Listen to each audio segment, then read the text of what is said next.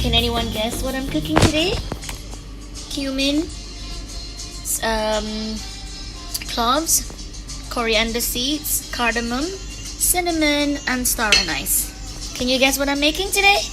I am actually making Singapore chicken curry. So I'm frying some onions and some ginger, and then all the spices is going in, and then the chicken, and then my curry. So now I'm putting all this in here. There we go. In Singapore, we mix Chinese, Indonesian, and Indian spices to make our. Right now, I can let you smell what I'm smelling. It smells amazing. The ginger and the onion, or shallots really I'm using, and all that lovely spices. And then I'm gonna actually frying my chicken lightly, only because I'm using a lovely, gorgeous corn-fed chicken, and I love the skin. So I'm frying just to get the skin a little bit roasted, so it's not too slimy. Just to share with you, the most unique thing about the Singapore chicken curry is that block right there.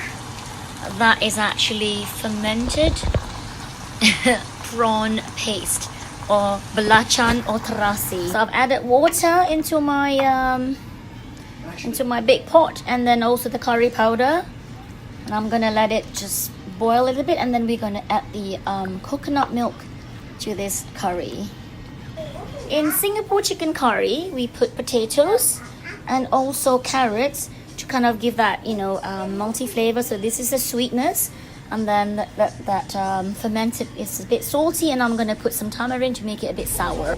In order to make my curry less spicy for my son, I've added more turmeric powder in there, and I'm adding now some coconut powder because Singapore curry is really thick and creamy.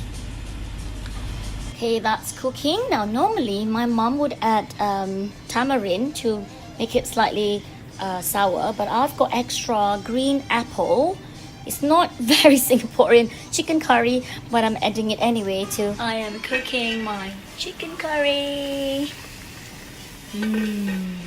Yummy. You guys, in order not to put so much coconut milk, I've also added a bit of creme fraiche to thicken up the curry a little bit, and also to give it a slightly sourish taste. So so all your five senses. Singapore chicken curry is actually really thick and chunky, using loads of coconut milk.